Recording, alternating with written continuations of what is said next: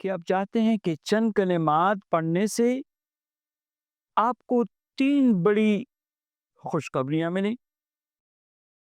ایک خوشخبری نبی کریم علیہ الصلوۃ والسلام فرماتے ہیں جو ان کلمات کو پڑھتا ہے وہ ایمان کا ذائقہ چکھ لیتا ہے۔ دوسری بشارت، روز قیامت اللہ تعالیٰ اس کو راضی کر دے گا۔ تیسری بشارت، نبی کریم صلی اللہ علیہ وسلم خود اس بندے کا ہاتھ پکڑ کے جنت میں لے کے جائیں گے۔ وہ مبارک کلمات کیا ہے؟ صبح و شام 3 مرتبہ پڑھا کرے، رضیت باللہ ربا وبالاسلام دینا وبمحمد صلی اللہ علیہ وسلم نبیا، 3 مرتبہ پڑھا کرے۔